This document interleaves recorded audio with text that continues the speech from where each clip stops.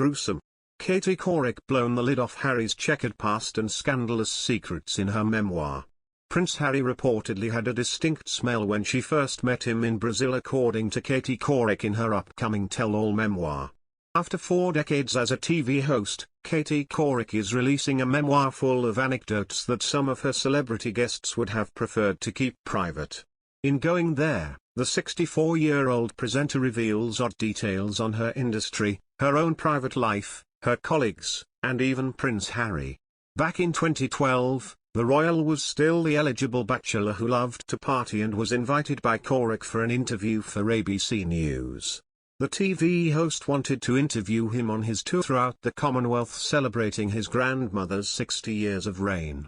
The face-to-face interview was then filmed in Brazil after she met him for the first time at a polo match. Within the 500-page book, Couric recalled her encounter with Harry during his wild oats sowing phase. As she met with the prince, she remembered that the smell of cigarettes and alcohol seemed to ooze from every pore of his body. The interview broadcasted on the American channel was largely dedicated to questions on Queen Elizabeth.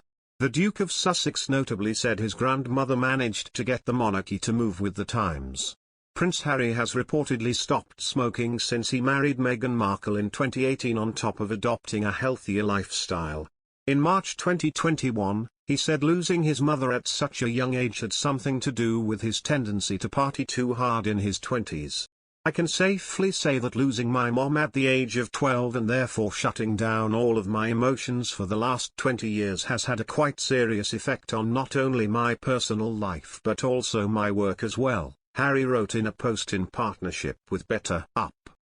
Better Up is a tech firm that develops products around coaching, employee development and mental health. The firm raised $125 million in a Series D funding round last month, valuing it at $1.73 billion.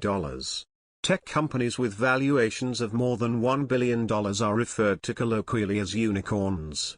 As a member of the Better Up executive team, Prince Harry will expand on the work he's been doing for years, as he educates and inspires our community and champions the importance of focusing on preventative mental fitness and human potential worldwide, said Better Up CEO Alexei Robico. In a blog post titled Why I'm Joining Better Up, Harry wrote that as Better Up's first Chief Impact Officer, my goal is to lift up critical dialogues around mental health, build supportive and compassionate communities and foster an environment for honest and vulnerable conversations. And my hope is to help people develop their inner strength, resilience, and confidence.